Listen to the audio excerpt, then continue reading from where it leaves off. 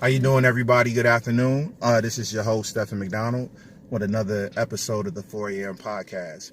And I'm probably just going to say this because I say it on every video, but I'm trying to embody the spirit of 4 a.m. You feel me? Like, it don't necessarily have to be 4 a.m. You feel me? It's the spirit, it's the energy, it's the mindset, it's the mentality. That's what I'm trying to engender. So today I have a very special guest. This is a really good friend of mine. Even though she is young, she's very accomplished. She is, not only does she have her bachelor's degree, but she's on the verge of getting her master's degree. She's also a mother. She's also an up-and-coming mental health professional. So I have some questions, some topics that I wanted to discuss with her, because I believe that the feedback she's going to give is going to be beneficial to the group and to the audience as a whole. So without further ado, I'd like to introduce everybody to Montiyah McMurty. Hi, everyone. So yes, my name is Montiyah. Thank you, Stephen, for welcoming me to your channel. I'm happy to be here. Super proud of you as well for, starting up this channel. This is, really big. It's a huge accomplishment. So, thank you for, having me here. Oh, yeah, no doubt. All praises due to God. So, one of my, and thank you for taking time out of your busy schedule. I know, people, including yourself, have, agendas and obligations. So thank you for making the podcast a priority today. Absolutely. Yes, ma'am. So, a question that I ask everybody just to start is, I know that people are typically working on things or projects, or they have ventures that they may be getting ready to get into, and maybe you want people to be on the lookout or be aware of them. So is there anything that you're doing currently that you want people to be on the lookout for? There's honestly nothing that I'm doing right now that I'm like, look out for me. I'm getting ready to start my internship for my social work program, and after this internship I will officially be a master of social work. So that's really what I'm looking forward to. So if you want to look out for me, in about 6 months, when I'm officially a social worker, you could look out for that. But otherwise, I'm pretty low key. I don't really have too much going on right now. Like Stephen said, I'm a mom. I'm a new mom. So, I'm still trying to adjust to that lifestyle. For sure, no doubt. And once again, congratulations on all your current success and also your future success and future endeavors as well. Thank you.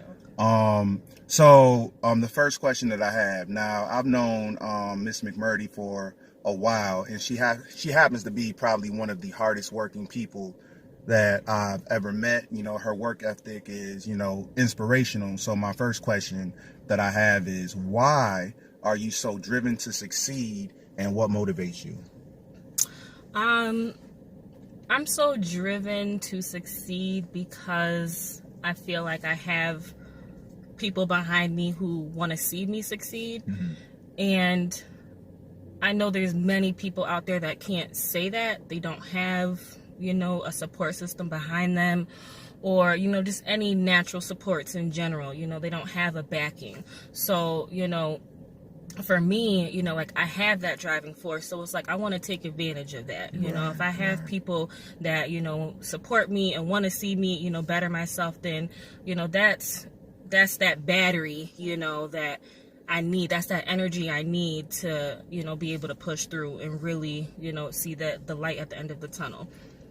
For sure. And I think two things I wanted to mention. Like you said, you have people that are supporting you, and I think that's so important. I was speaking to a woman, and she was talking about how everybody needs a team of people behind them to help them achieve their goals.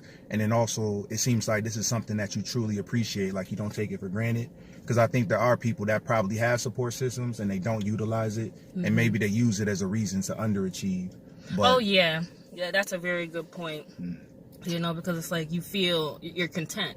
Right, there's sure. really not much more that you need to do if you don't have to. Right, for sure. So, for sure. The next question I have, with you being a mental health professional, and your master's degree is in social work? Correct. Okay. Why is mental health so important, and what can the African American demographic do to enhance or improve their mental health?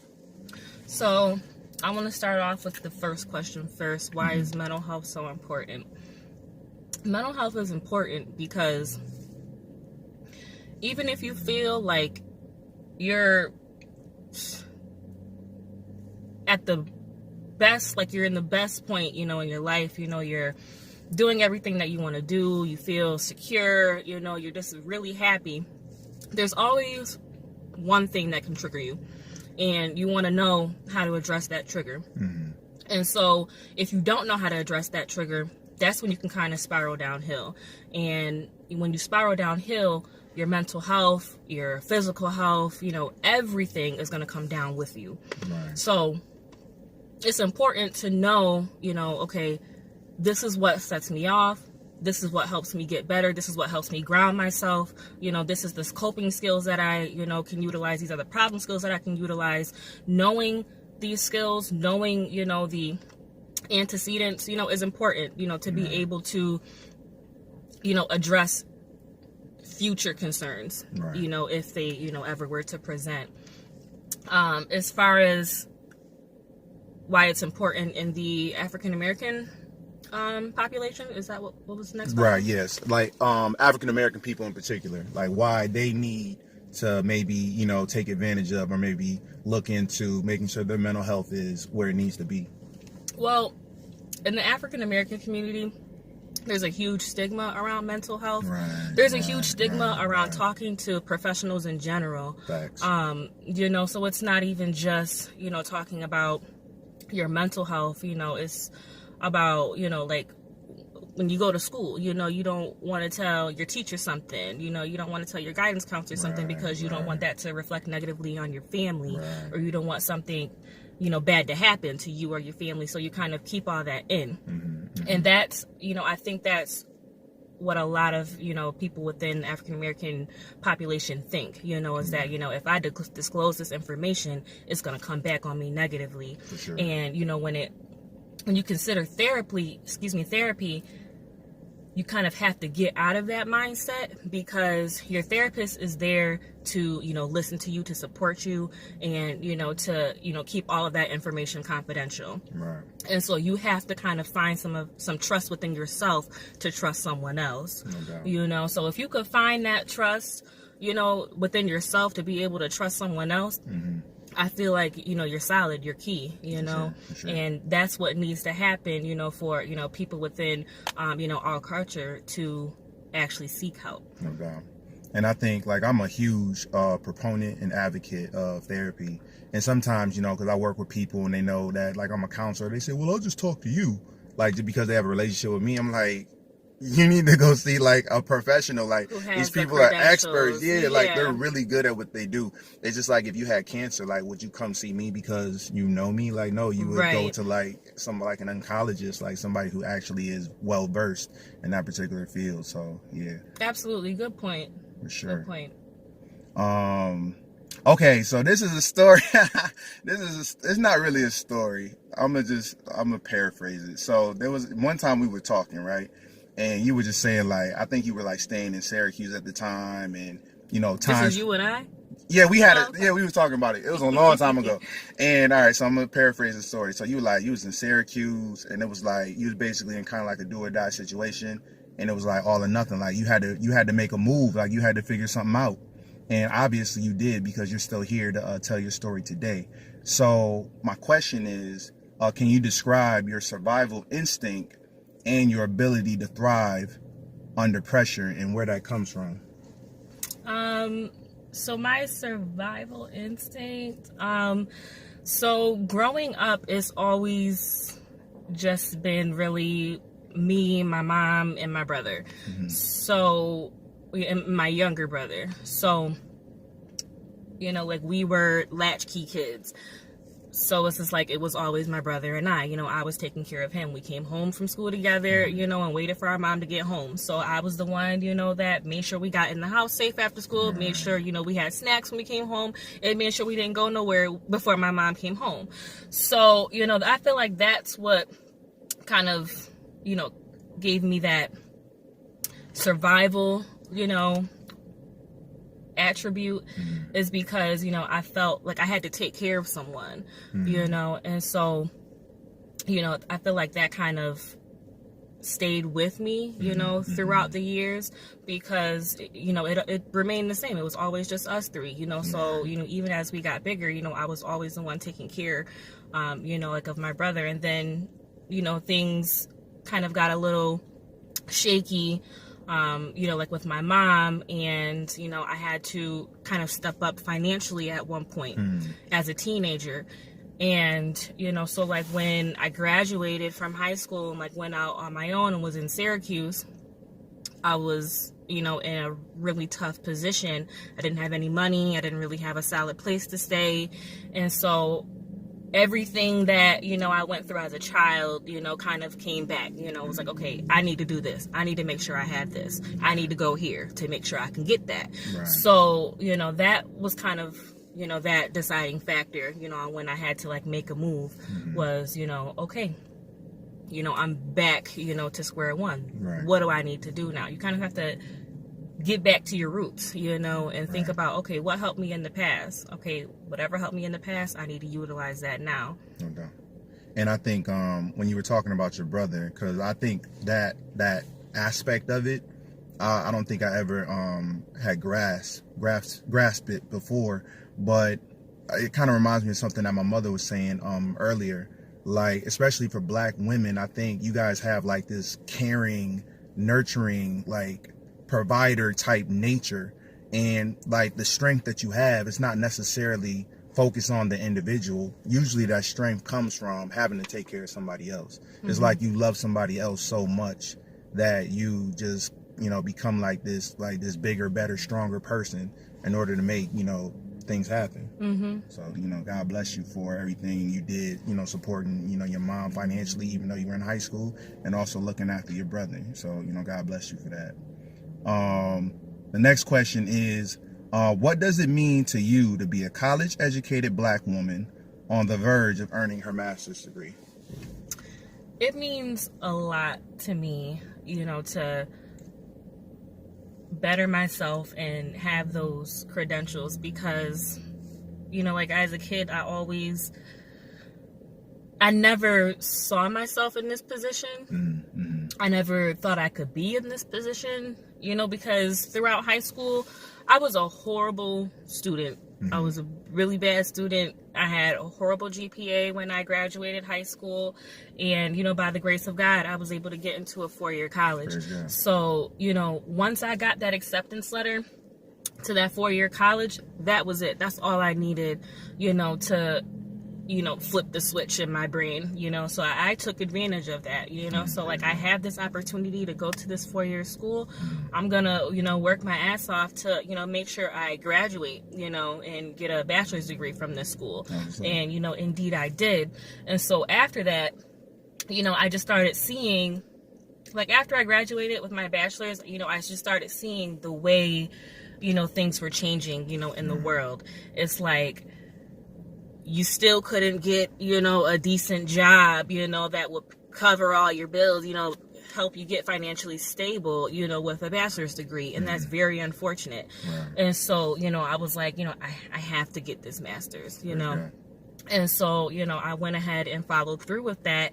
And being in this program and knowing that I'm going to graduate soon, it just gives me a lot of fulfillment, and it makes me feel accomplished, achieved, and just overall, you know, I just have this self-fulfillment, you know, because there's not, so with me, you know, getting my master's in social work, you know, I plan to be a therapist, and there's not a lot of Black therapists out there, you know, and that means a lot to me, you know. So it's like, and that kind of can touch back into our conversation about, you know, why, you know, people within the African American community don't seek, you know, mental health counseling. You know, it's because we can't find anyone that we could relate to. You know, we want to be able to speak to someone that we can relate to. You know, at least I feel that way. You know, I don't want to be, you know, in a therapy session and, you know, my therapist is asking me questions that she should know the answer to. You know, like, I feel like if I have someone that I can relate to, she should already be self-reflecting to me, like throwing out things that, you know, I didn't know, you know.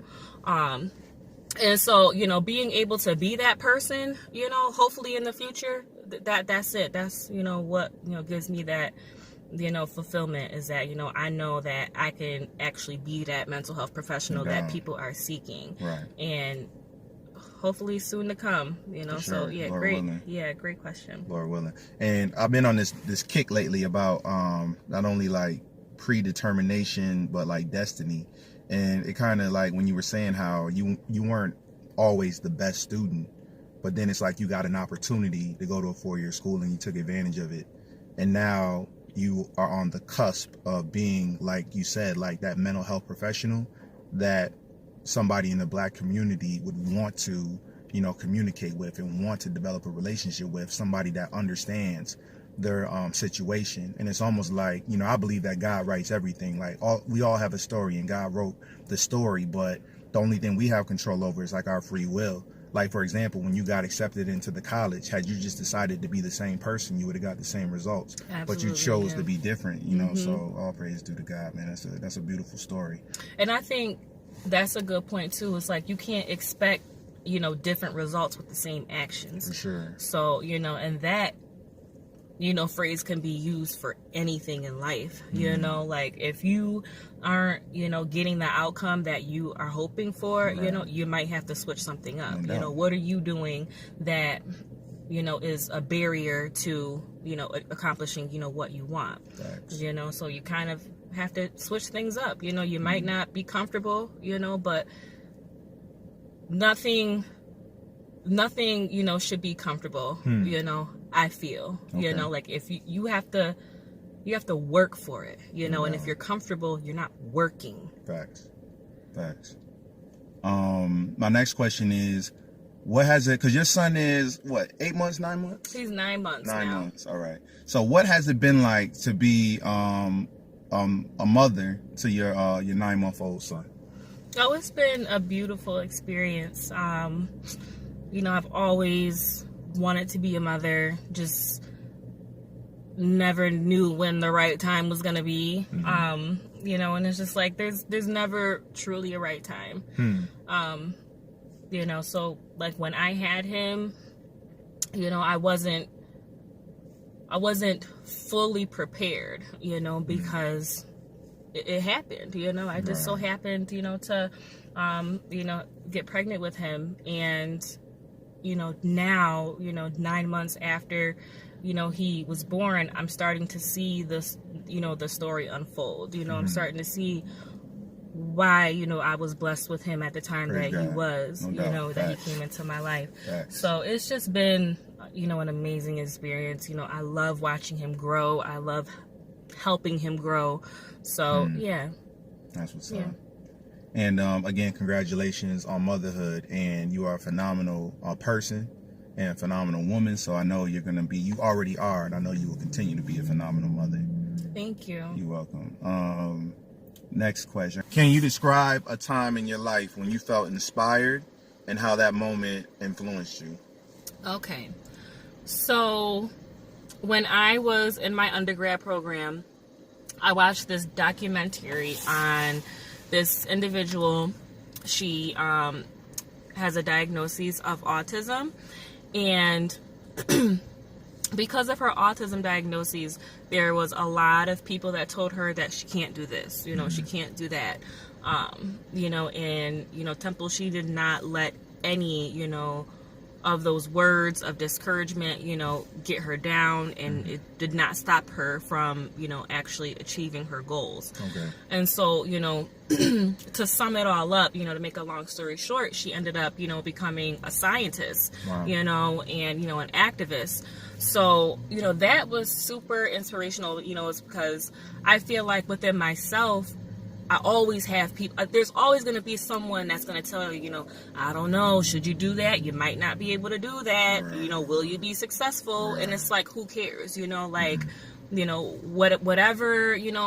people, are saying, that could, knock you down, whatever, attributes, that you may have, that, people, might frown upon, or say you can't do something because of that. Right. You can't let that, discourage you, or, make it to where you aren't going to strive for, your goals and your dreams, because, Temple, she definitely had a lot of those people in her lives. Right. And, you know, I feel like I have a lot of those people in my lives as well. And so watching her story, you know, of her just blossom into, you know, this activist and this scientist, you know, and she's just like super successful, you know, I'm just like, I could do that too. You know, it's just like, that's what, you know, inspired me, For sure. you know, to actually even continue, you know, in the field that I'm in. Okay. You know?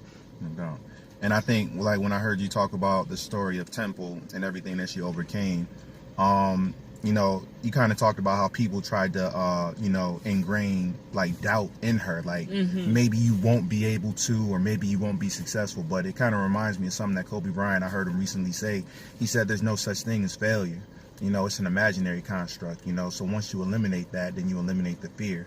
And you can go about and, you know, pursue, you know, just like Temple did. You know, she believed in herself. She had conviction, and she was able to achieve. And like you said, you know, you were able to, you know, learn from her story and incorporate those same traits and attributes. So, you know, God bless you for that.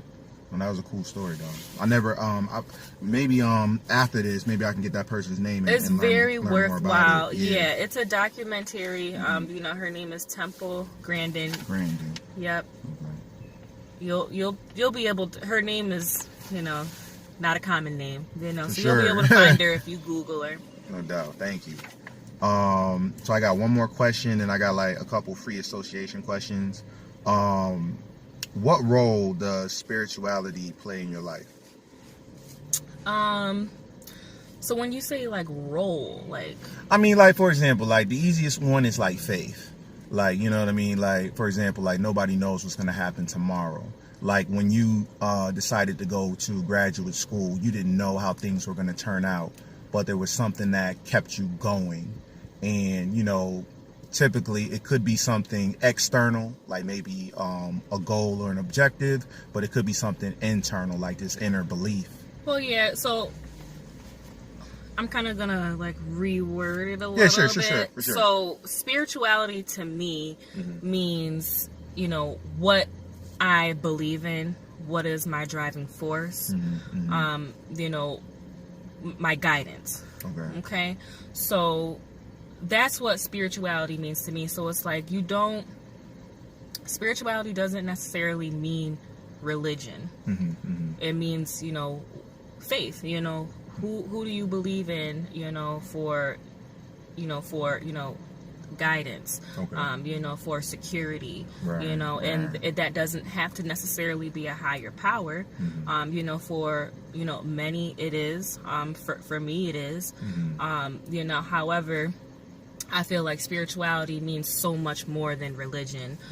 You know, it's more about, you know, what makes you whole, you know, what helps mold you. No doubt. And like the reason I asked, like, because I usually have like a version of that kind of question, and I ask everybody, because I know people that, you know, some people that are, you know, somewhat religious, and some people who aren't. But I know that everybody believes in something, you know, because I know that everybody exists, everybody's alive, and everybody has a soul. So I know that there's something that motivates everybody. So that's just a question that's just intriguing to me, like just to find out what it is that, like you said, the guidance, you know, the security, where does that come from? What does that look like? So that's why I typically ask that question. And for everybody, it's different, at least so far. Since I've been doing it, it's been different for everybody. So some free association. I'm just gonna give you a word, and then you just tell me whatever comes to mind, and you can elaborate or you can be brief. It's up to you. So the first word is mother. The first word. Yeah, the first word that came to mind was son. You know, when you said mother, son. Okay, you know, maybe because I have a son. For sure. I don't know. Yeah. For sure. What about the next word is brother? When you hear the word brother, what do you think? What do you think about? When I hear the word brother, I think of protector. I have two brothers, and both of them are very, very protective of their family. And I personally really like that. You know, like growing up, I never felt, you know, that I didn't have someone behind me, because I always knew my brother was going to be behind me. One of them was going to be behind me. For sure. You know, I always felt, you know, secure and protected, you know, so, you know, when you say brother, that's, you know, the first word that came to mind was protection. No doubt. and the last word is ambition. Like, what do you think of when you hear the word ambition? The picture that came in my head was running. I don't know. Yeah, running's pretty dope. You run? I didn't know you ran. No, I do not run. Oh, I hope I say. We can hit the track. I don't run, but when you say ambition, I literally saw someone like running. Oh, yeah. You know, so it's like, I guess that association, you know, like when you're ambitious, you know, you're like striving, you know, like for whatever it is. You know, you have that ending point, you know, that you're trying to get to, that you're running to. Right. Yeah, that was the first. No doubt. First thing, yeah. For sure, by any means. That's what's up. And for people, I highly recommend running. Running is very dope. I lost probably close to 40 pounds in 2 months, and I was only running twice a week, 20 minutes, every other day. So not only we were talking about mental health, but physical health, mind, body, soul, all of that is so important, you know, self-care, all of that. So, but again, Montiyah, I want to thank you so much for sitting down with me and talking with me and sharing with the audience, man. And I hope that everybody benefits from the jewels and the gems and the wisdom that you were able to provide us with here today. Awesome. Well, thank you very much for having me again. It's all good. Yeah, for sure. And then I have a little plot twist. Oh, what's the plot twist? For your podcast today. I want to ask you a question. Yeah, what's the question? Okay. So, I want to know what your driving force is and why does that help motivate you? Oh, my driving force. Well, for me, we talked about spirituality and how some people aren't religious and some people are. And I'm very religious, and I wasn't always that way. It was something that I developed over time. But my number one motivation is to stay out of the hellfire. And I talked to one of my other guests, Israel. We talked about hell, if it's a real place. And then I did a retraction where I said, I believe that hell is a real place, and I'm afraid of it. I believe there's an afterlife. I don't believe I'm just going to live here for 80 years and that's it, and I'm just going to take a dirt nap and that's the end. I believe that I'm going to live eternally, and I'm either going to live in heaven or hell, and I'm just afraid of it. And I definitely want to get to heaven. I believe that heaven is something it's the bliss and the felicity that you experience is unimaginable. You can't even conceive it. That's how good it is. So take your best day, the day where you felt amazing, and multiply that by 1,000,000. You know, that's what heaven is going to feel like.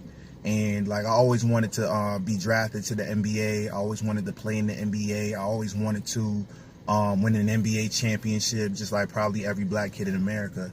And I didn't get to experience any of those things. And I used to watch it on TV, and it really looked like heaven, you know. Isaiah Thomas once said, heaven must be like this, when he won the NBA championship. But now I have an opportunity through my faith where even though I didn't do those things, in my physical life, I might be able to experience something far greater in the afterlife. So that's my motivation, man. So sometimes I be giving homeless people money and they be like, oh, wow, you gave it to me?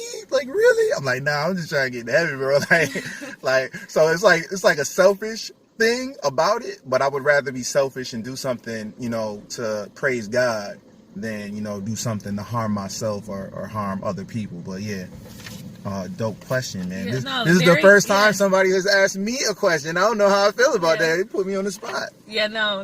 You had a really great response. Right. It put things into perspective for me. No doubt. Yeah, thank you. But thanks again for having me here. It's a pleasure, man. You already know. It's always a pleasure. No doubt. Bye. Bye, everybody.